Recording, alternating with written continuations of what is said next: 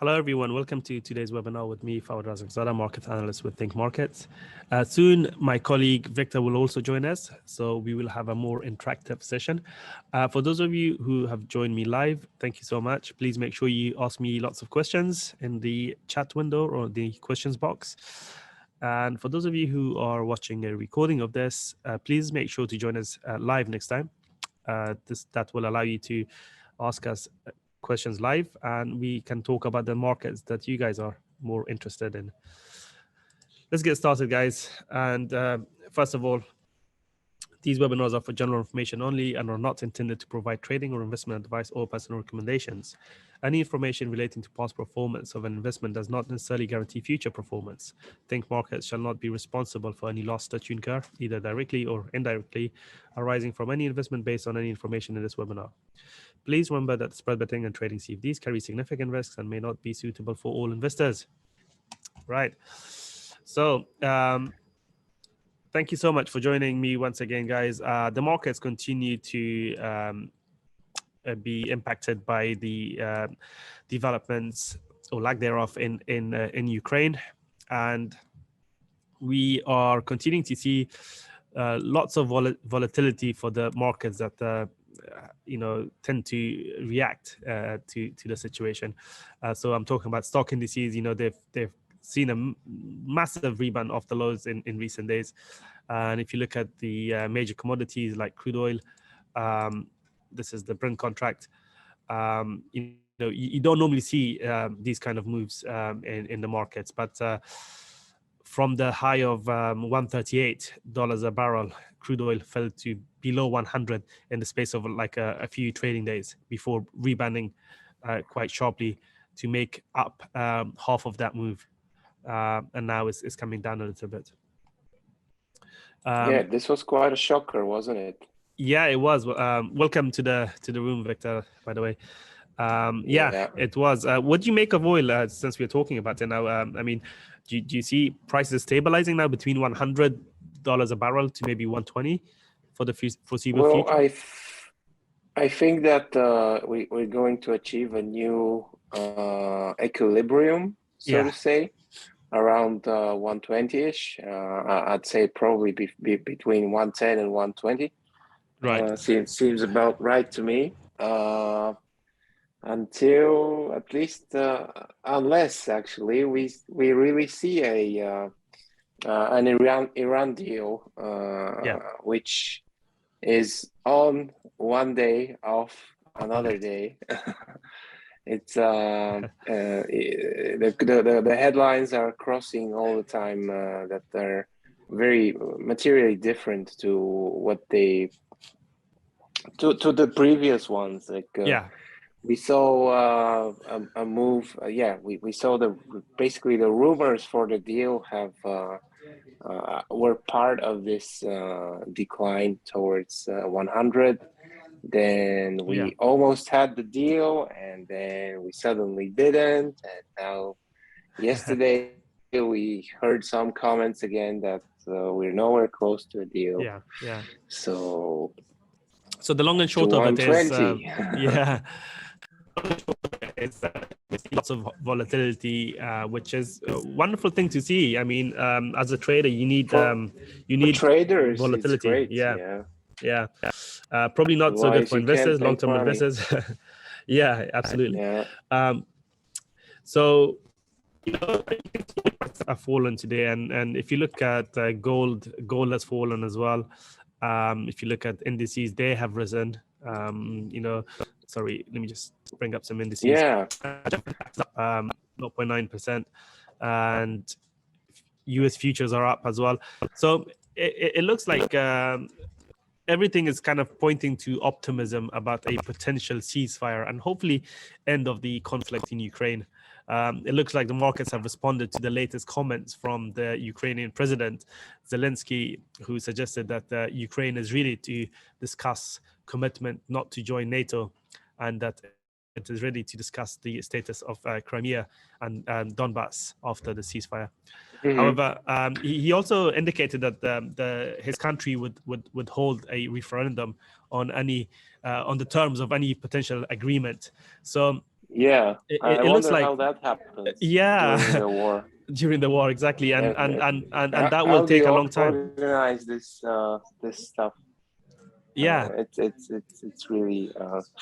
I mean, I was a bit off put by these comments. I was like, oh no, this isn't serious talk. Like, yeah, yeah, it's obvious that he doesn't want to take the decision yeah, to cede Ukrainian territory to Russia, yeah, and he wants to outsource it to the people, basically. yeah. And I don't know if this is how things work. I'm not sure I have ever heard of a country voting on a peace treaty. Yeah, Yeah, I mean, it's a first. we've had wars in democracies. Yeah, Have they ever voted on the conditions of a peace yeah, treaty? Not so sure. I need to research that. yeah. Don't take me at face value, but Sure. something's off here. Yeah. So I feel like Well, the more, we're going to need to hear some more yeah, details about this. And obviously, I actually wanted to point out. You usually start these webinars with a look at the 10-year yield. oh yeah, Why don't we jump over there and have a look at what happened yesterday? Oh oh my God. yeah, big rally, wasn't it? It was the Fed Yeah, president, Jay Powell or Jerome Powell, who said that he's yeah, ready to vote for a 50 basis point hike in the next or any of the upcoming meetings, should the economy yeah. warrant it. And we saw a big rise So the in yields market across. started pricing in 190 basis points of rate hikes by Wow, the end of the year. yeah. And I That's presume that that's why something. the dollar rallied The against some dollar is currencies. solid, Yeah, and gold is. I feel like gold is only starting to slide yeah, because obviously the war, the uncertainty around the war yeah, has propelled so many investors into gold, yeah. Let's look and at I gold. feel like with these with the serious commitment voiced by the Federal Reserve that they're going to act in a significant way to constrain inflation pressures and Yeah, to basically tighten monetary policy and raise rates. yeah, Yields are reacting to that. They're reacting across the board in mm, the US, in Europe, in Australia, in New Zealand, in yeah. Canada, Everywhere. whichever, Yeah. Or yeah, I've got a better chart of these. whichever yield curve you see, we have yeah some serious. Yeah. I think it's not here, but Yeah. I think it's in the next one. So what does it all mean then for gold? I mean, on the one hand, gold has been able to rise, before, even when yields were rising previously, kind of ignoring the rise in yields. But now is the speed Yeah, at which they're picking up across the world, which is perhaps starting to worry some investors, isn't it? This is the chart I was talking about, the 10-year bond yields. And you can see definitely is. New Zealand is leading the Definitely way. is worrying. Yeah. New Zealand is But leading the way. yeah. I mean, we got to take into account also that yields have remained so low for so long that obviously there are some implications for gold Yeah. related to the fact that it's not a yielding asset. Yeah. So that's the main issue why, if you want to look at a correlation why gold is falling during times when yields are rising, Yeah. Yeah. it's probably related to the fact that gold is not a yielding asset. Yeah. It's Yeah. not a bond, it's not a stock where you can get a It dividend. yeah. It's just static. And you even have to pay well, not you, but like investors Yeah. with a big stash of gold have to pay for storage. So Absolutely, yeah. that's, there is a penalty even to owning it. So yeah. Yeah, absolutely, and that's why we are seeing gold kind of struggle in the last last couple of weeks, I should say. Because at the same time we have seen equity indices come back really strongly off the lows. So it's been a period of risk on in the markets, despite what's going on in everywhere in Ukraine and Russia, and despite the fact that inflation is soaring across the world, and despite the fact that the monetary policy is beginning to tighten.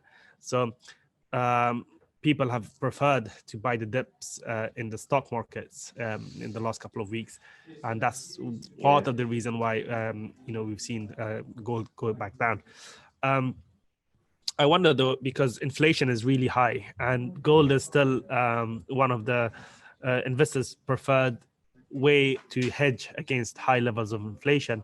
And so there is a possibility, therefore, that we might see the breakdown in yields versus gold, the positive or the negative relationship, I should say. So when yields rise, as Victor mentioned, gold tends to fall.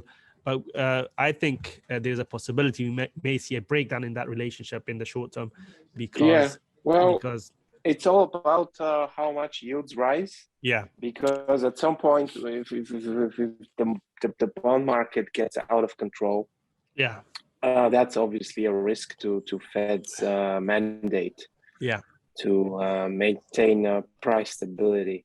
Although they have consistently failed to on that front, to deliver on that mandate. So it's arguable. Like, what should they do if the bond market starts breaking down because yields are so high that investors are just dumping bonds? Oh, it's crazy, man. So we haven't been at such a precarious time in history, I feel. It's a good time to be alive, I suppose, in the sense of the things that are happening in the markets. But just to finish on off on gold, then there are reasons why it could go either direction. Right now, we feel the fact that it's struggling is directly related to the recent upsurge in bond yields. At some point, the market's going to start to price in a recession for the US or the global economy if if interest rates are going to be hiked a lot faster and more profoundly than expected. Because obviously, if interest rates rise to a certain point, then it's going to impact economic growth. So the faster they rise in the short term, or the faster interest rate expectations about the short, in the short term rise, the faster the market will price in the impact of a slowdown in the economy in the longer term. So I think there is definitely the prospect that we may see yields rise further, but I don't think that we will see significantly high levels. Unless, of course, inflation really gets out of hand, which a lot of economists don't seem to think. Which might be happening. Well, it's happening, definitely. I mean, in the short term, we will see inflation go up even further because, commodity prices have risen, and that's going to raise input costs for consumer and for producers. But it's a question of what will happen after that. Are we going to see inflation stabilize and start to fall back down, which is what some economists expect that might happen? Or are we going to see a period of like a sustained level of high inflation, which is something that will worry all the major central banks? Anyway, we have actually two open questions asking us to have a look at the Russell 2000 and Tesla. Should we start with the high level and therefore look at the Russell, and then we will in turn look at the next question on Tesla? So the Russell is this chart right here. It's sitting right at resistance right now, isn't it? I mean, this area, the shaded blue area, was massive support in the past. It was tested several times from up above, and then we finally broke below it in January of this year. Since then, we have retested this level at least a few times, and each time the market has gone down. So as things stand, it's at a very interesting area, and I would imagine the next move from here is going to be explosive, either to the upside or to the downside. The next direction move is what I'm looking for. And right now we don't have a clear technical view on this market, because, well, I don't certainly have, because it's banging against resistance here. And there is a possibility it could break through, and if it does, then that would be really positive news, I would imagine, for the Russell bulls. Whereas if we get another rejection from here and a clear reversal pattern in the short term, then that could be the end of the bullish trend that we've seen in the last several days. But yeah, we have seen some bullish signals in the form of a break of the bearish trend line, and not just in the Russell. If you look at the S&P 500, we broke out of this bearish channel on the S&P 500, but we are below the 200-day moving average. So the 200-day moving average is a very long-term indicator. So it's really important to take this into account, because this could well turn out to be a fake breakout. On the S&P 500, and that in turn could impact the Russell. So what I'm talking about is just because we've seen some bullish indications, proceed with extra care, especially at times like right now when inflation is high and the economy is going to suffer and the Ukraine situation is unresolved, etc., etc. So I think. I would be very cautious to go long or short in this market until I get some further signals from the charts to tell me precisely which direction I should be going towards. So right now, I genuinely don't have a very strong view on the stock markets in general, and in particular in the Russell, because of the fact that it's testing major resistance. I would wait for some further price action to give me more confirmation about the market's desire in which direction it wants to push. Yeah, all that said, I feel like there is some room for the upside, just because we have gotten the uncertainty around the Fed out of the way. We know they're very hawkish. That's not necessarily that bad for certain stocks. It's very bad for growth stocks. That's true. And the NASDAQ is underperforming still, despite the fact that it has rallied over 1,000 points since the Fed's announcement. It's still relatively lower when compared to the S&P 500, and you can just look at the 200-day moving average. Look, the distance between where the Nasdaq is relative to the 200-day moving average, there's a big gap. Whereas, as Victor mentioned, there's no gap in the S&P. And I would imagine the Dow is also not a massive gap. But growth stocks. If a certain trader thinks that it's a good deal to take on a stronger view on the current state of the market, I feel like the bullish side is a bit underrepresented here.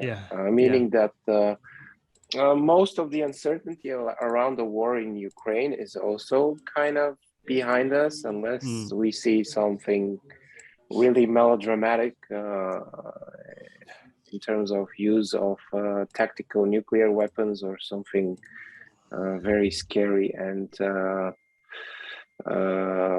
inhumane. I feel like at this point in time, the market has priced in the market has started to price in a ceasefire at some point. Yeah. So once we get it, I'm not sure whether the market will continue to be supported, because you know the old age adagio, buy the rumor, sell the news. Sell the news, So yeah. so when the market started pricing in a ceasefire a couple of weeks ago, and that the worst is over, we had a brief period of indecision into the Fed meeting, and once that went out of the way, we rallied strongly, Yeah. and we ended up where we are at these recent highs across pretty much all US major indices. Yeah. While you were So talking there, yeah, sorry to cut you off. While you were talking there, I drew a few things on this chart on the Nasdaq. The one particular level I'm looking at is the low from this big thrust candle that we saw at the end of, or at the back end of last week on Friday. Massive rally. This was in response to some news from China as well, that the government is doing something to help keep the sector supported in China, the technology sector. And we saw the technology stocks in the US catch a bed on the back of that as well. So if we were to go back below the low of that candle on Friday, I think at that point I would drop my bullish view on this market. So right now we have a higher high in place relative to this high. Yeah, after the index formed a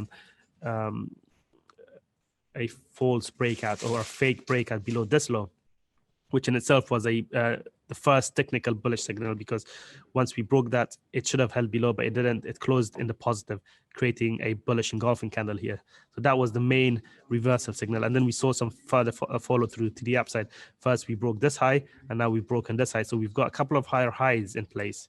We're above the 21-day exponential and the a bearish trend line. So clearly in the short term, the path of least resistance is to the upside. But what if this is a false breakout? What if macro concerns come back to haunt investors?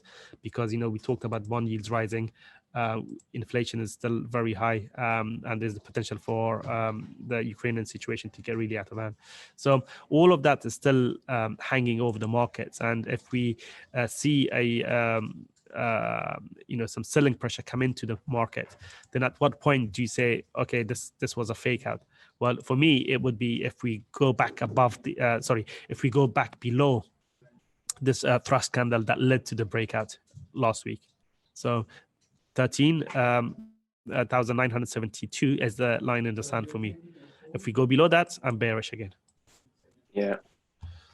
So yeah, if you're doing individual stocks, if you're looking at Tesla, make sure you have the chart of the Nasdaq or at least one of the major indices, US indices, in one of your charts, because sometimes an individual stock can move in a particular direction, but most of the time it's dependent on the direction of the general trend of the stock markets. Yeah. So talking of which, should we now go to the Tesla chart? Yeah, sure, absolutely. Let's go to Tesla. I have it here somewhere. There's lots of stocks. Yeah, probably on T.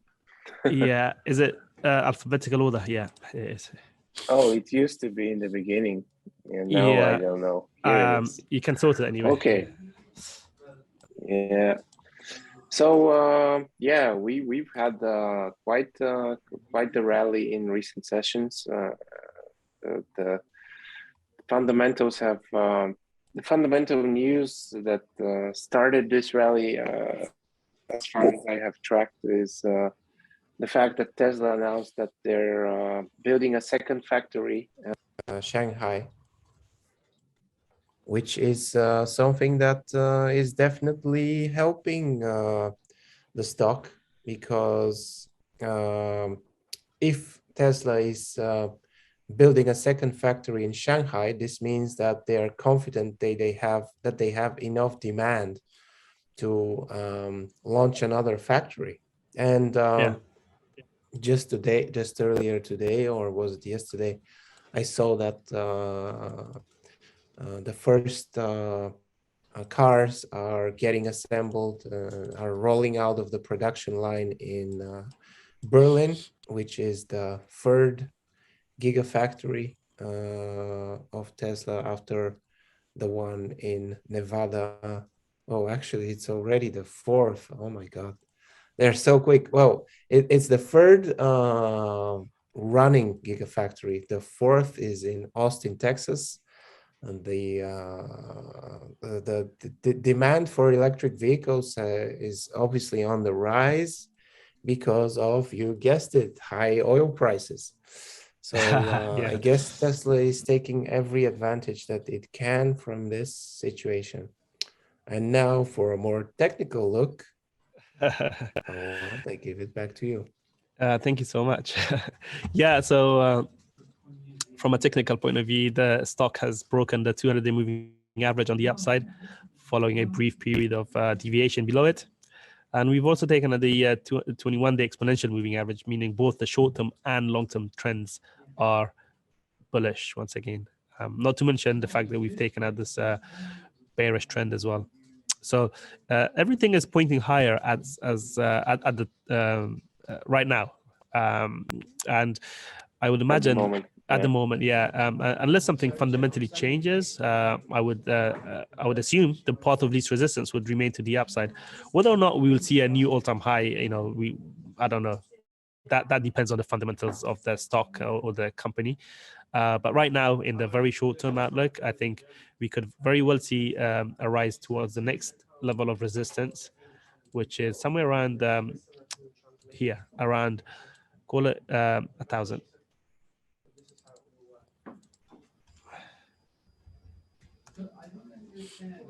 So we may see a small pullback back to support around 900, which has been a pivotal level in the past. It was resistance in early 2021.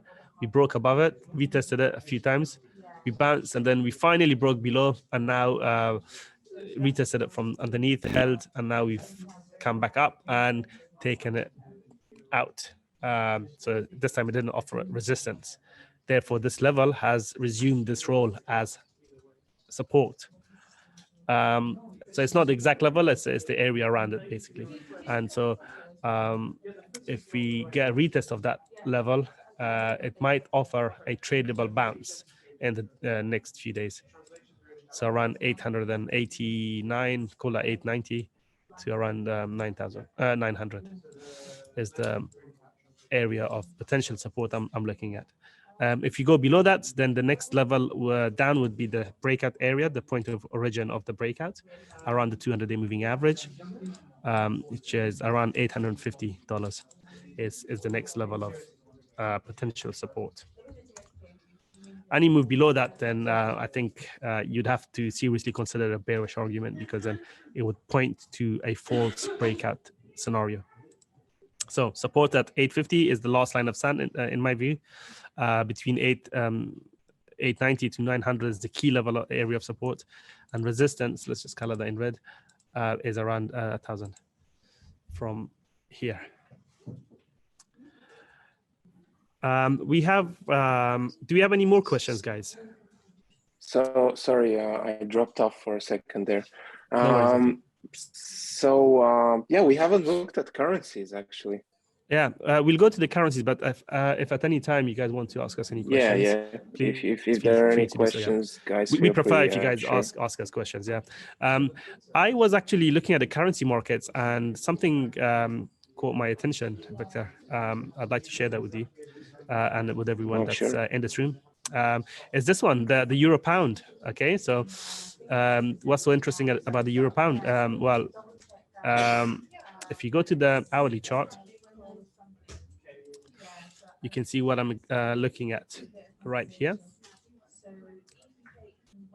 I think this is going to provide a nice tradable opportunity if we retest this area of potential resistance. Previously, this hourly chart found support in this zone, in this green zone.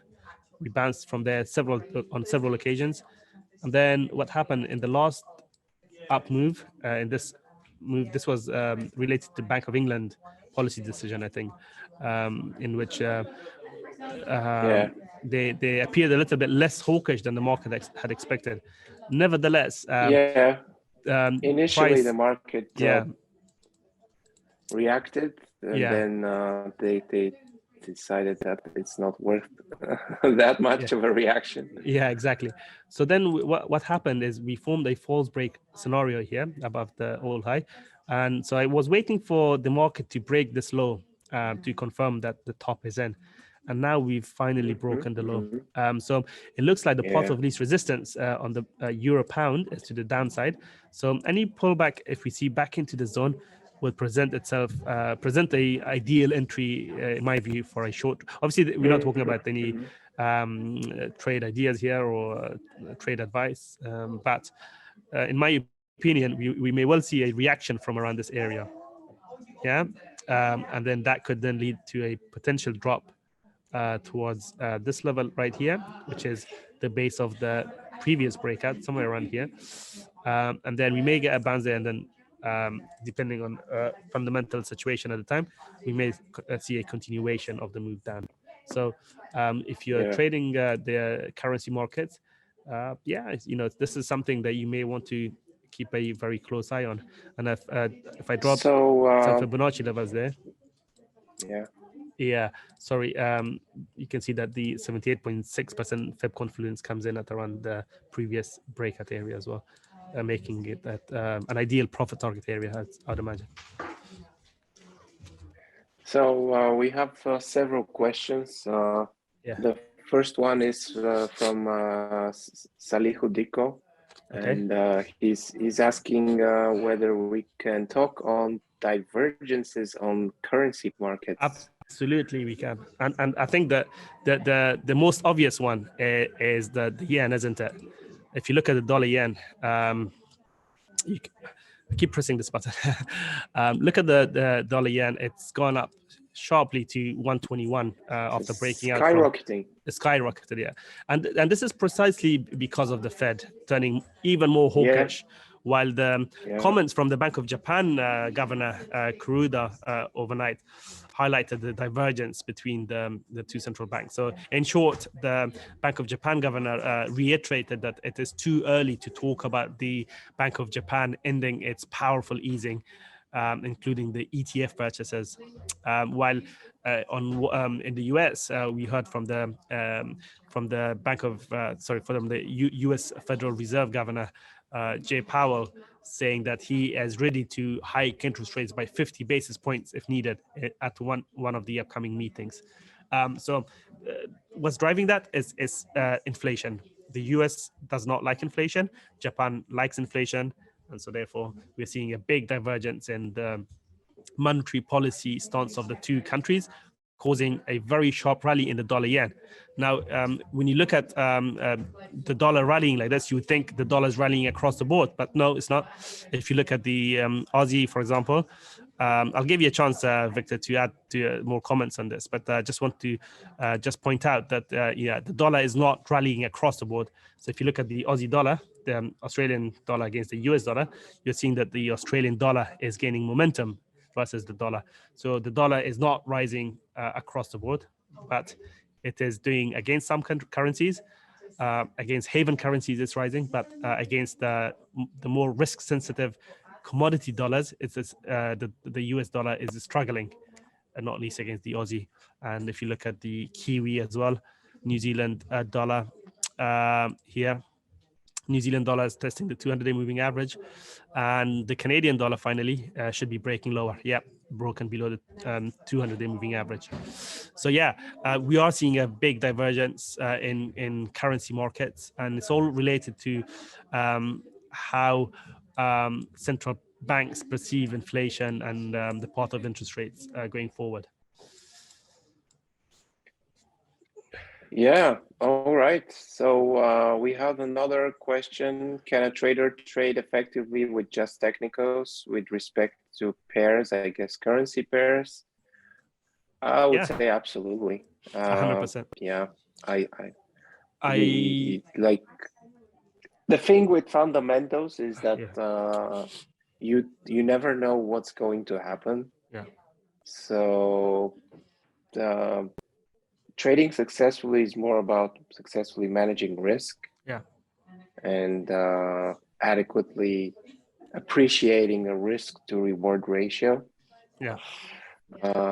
As opposed to because I mean, we have a fundamental news item that is great for the euro on Tuesday, and suddenly we get an even better news item for the dollar on Wednesday. Yeah. So yeah, it's very difficult to keep track of all fundamentals. You need a lot of experience. A good book on fundamentals. Do you have anything in mind, Fawad? Not really, to be honest. I haven't. Yeah, I've read lots of but books about. actually, Yeah. his question, Abu Bakar's question is Mohammed's question is related to. Yeah, he says that if you can't trade only with technicals, then recommend me a fundamentals book. Yeah. Well, as we said, you can trade only with technicals. That's not a problem. I'd add that knowing the fundamentals will put you, but it will elevate your level of knowledge and hopefully trading results if you know a little bit about the fundamentals. If not, but then not necessarily so. Let's put it this way. Yeah, not necessarily so, because sometimes what happens is that technically you think that you this try market to should rationalize be, stuff, and exactly. Technically, you markets might are not always rational. No, not at all. And so what I was saying that technically you might say that this market is trending higher, so I should be buying this market, whereas fundamentally you would be like the Ukraine situation should be bad news for this currency pair because the Japanese yen should be, it's a haven currency. You should be rallying, so the dollar yen should be falling, right? And then just as you see this small little candle here, you say, okay, that's it. I'm going to come out of this I'm going to short this because this has gone up so much, etc. Fundamentally, it should be down, but then the next day it stops you out because it continues going higher. So sometimes it helps if you just focus purely on technicals, but always make sure that you are aware of any key fundamental events that might be happening. Yeah. So, for example, if the Fed chair Jay Powell is speaking, make sure you have that noted on your diary. You know what time they're speaking. If there's a key economic data coming out, like CPI or job numbers, you make sure that you know the time that they will be released and what the market is kind of expecting in terms of reaction. But yeah, that aside, I don't think you will necessarily need to know fundamentals to be able to trade effectively. Just to give point something out while we're on this topic, because I'm sure this is something that has crossed the minds of a lot of people. I can show you right on this chart a very simple strategy that you can use to trade effectively using just technical analysis. And one of the ways to do that is just focus on objective technical indicators. What do I mean by that? So an objective technical indicator is something that's been drawn on this automatically by the charting application. So for example, the moving averages, right? Something more subjective is a trend line. So the trend line, I could draw it like this, I could draw it like that. I could draw it connecting this low, etc., etc. There's so many ways to draw a trend line that becomes subjective, right? However, objectively, I can't change the shape of the 200-day moving average or the shape of the 21-day exponential moving average. So how can you use this to your advantage? So whenever the 200-day moving average is rising, so it's pointing higher, meaning that the long-term trend has been bullish on this currency pair in this case, and then you see a crossover of the 21-day exponential above the 200-day moving average, that tells you that the short-term trend is also bullish. Yeah. So what you do then is you simply focus on only looking for long setups, because that way you are eliminating the strategy, which is short selling this, that has not worked effectively in the past. Yeah. So just by focusing on these moving averages, you can vastly improve the directional trades that you would be looking, or you should be ideally looking for in a currency pair. So in this case, because these moving averages are pointing higher, suggesting that both the short-term and the long-term trend is bullish, you should be looking to buy the dips rather than selling resistance, right? So using this knowledge, you could have traded, for example, this breakout when the market had been contained in this consolidation period for several days or weeks even, and then we finally saw a breakout. You could have simply gone long there, placing your stop below the low of the breakout, and just held the position there, and the market would have moved in your favor. We saw a very similar situation here. Market was consolidating for several days. We then finally saw a breakout. You could have even waited for this candle to confirm the breakout. Then you could have gone long there, placing your stop there, and this would have worked out nicely as well. Obviously, this is in hindsight, and in hindsight, things look perfect. In reality, it doesn't look like it's not always like that. But I'm just highlighting the fact that you can actually use technical analysis in its simplest form to hopefully make a bit of profit in the market.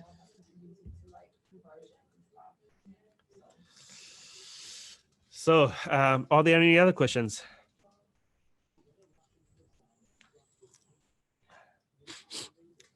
So, does 00 numbers still act as a reversal point in Forex? Any idea what that is, Fawad? So you're talking about Salio, about round figures like 117 or 120, like round psychological, figures. Okay. like, or 110 in the case of the euro, for example, or 130 in the case of cable, etc. To some degree, yes. It really depends on a lot of things. So for example, if you look at the euro dollar here, this green line is the 115 handle. Yeah, massive level of resistance. It didn't quite get there in this case. It got to a high of 14.95 or something before reversing.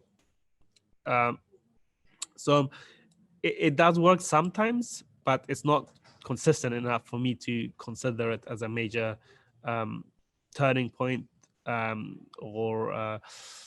What I would say though is if the market is rallied for several days heading into a major psychological level of resistance, like 115 in this case, then surely you would be willing to take some profit ahead of that level, just in case that somebody is going to be selling it short there, which was the case in this example.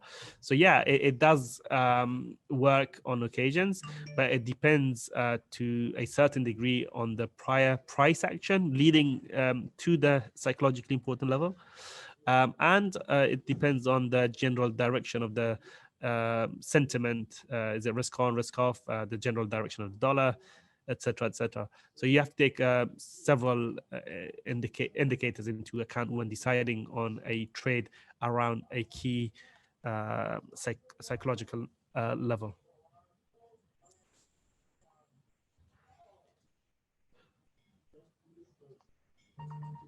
All right. Well, I guess this is it for now. No, we haven't talked about Bitcoin. Let's talk about Bitcoin. Do you care to wrap up with our webinar today with a look at cryptocurrencies? Sure, we can. And Bitcoin is, it's a risk sensitive asset class, isn't it? It's one of the, if not the riskiest of all. So whenever you see sentiment towards risk improve, as we have seen in the last few days with stock markets rallying and gold falling, etc., you should be expecting to see cryptos come back. And so we have Bitcoin has found a base around the 40,000 psychologically important level.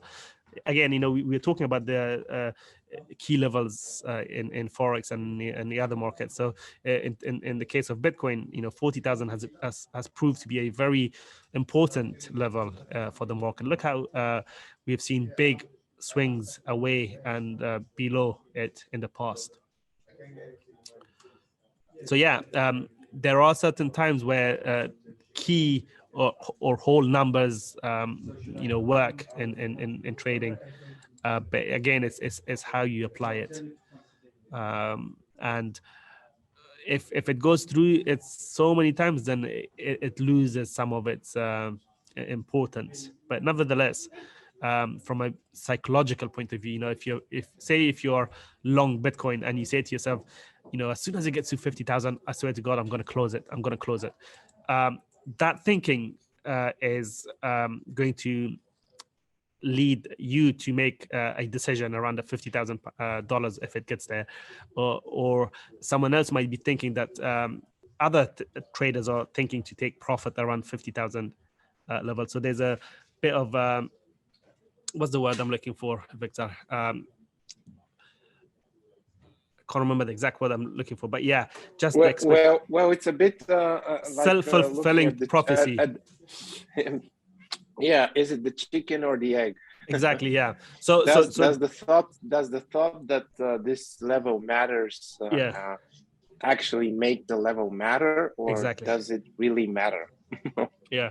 So that in turn, if you think about the technical analysis as a whole, you know, what is technical analysis? It's not exact science.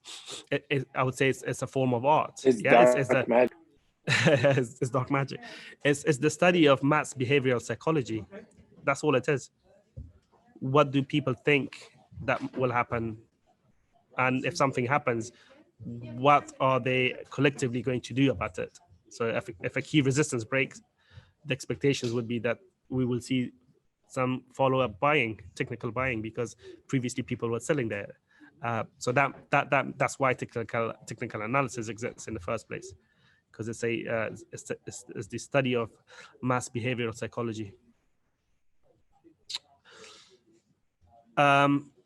Victor, do you think Bitcoin is going to go to 50,000 in the next few days? Well, no, I don't actually. Okay. And now that you're asking me directly, yeah. You know, I see something off with cryptocurrencies. Okay. I'm not sure what it is. It might be related to money flows from and to Russia. I don't know what's going on here. What I have observed over recent sessions is that while other risk assets such as stocks have trended heavily upwards after the Fed meeting, the cryptocurrency market is shy. Yeah, I don't know. Is it going to continue to be shy, or whether it's going to get sold off? I feel like there are some regulatory risks. Yeah. Stemming from sanctions evasion and cryptocurrencies basically being used to go around certain regulations. Yeah, I hear you. Also, rising bond yields is something that is impacting cryptocurrencies as well, because like gold and silver, they don't pay any interest or dividends today, cryptos. So by holding cryptos, investors are losing the yield they would be receiving from investing in the bond markets. Obviously, we're talking about two different animals here. You know, cryptos. Most people trade cryptos or invest in cryptos because of perceived expectations of heightened price swings, capital appreciation, and so on. But yeah, cryptos are becoming more mainstream, and we have seen a lot of institutions being involved now in cryptos. So perhaps the game is changing now. Perhaps we might not see those big volatile moves that we used to see in the past. But yeah, right now, still in consolidation, Bitcoin, I think there is a possibility that we may see a breakout because, you know, we've seen a base form around here, similar to something like this that we had seen in the past or over here. But we need to see a clean breakout above this red shaded area before I turn bullish on Bitcoin. Yeah, no, I couldn't agree more. Yeah. It's still in a range of $10,000, no? Yeah. Between 45,000 and 35,000. Good luck trading that range. Exactly. well, it's wonderful, isn't it, for a range trading, what do you call it, a strategy, range trading strategy, as opposed to trend following strategy. Yeah, it's great until the range is broken. Break it. Yeah. So yeah, I think we've answered your questions, guys. Thank you so much for those questions. And this I'll be away for a couple of weeks, but I think we will carry on with these webinars in the long term. But yeah, if you have any questions during the week, please don't hesitate to contact us on Twitter. Otherwise, we'll hopefully see you in one of these webinars again. Thank you so much for joining us. Be careful out there, and best of luck. Take care, guys. Stay safe in this market, and good luck.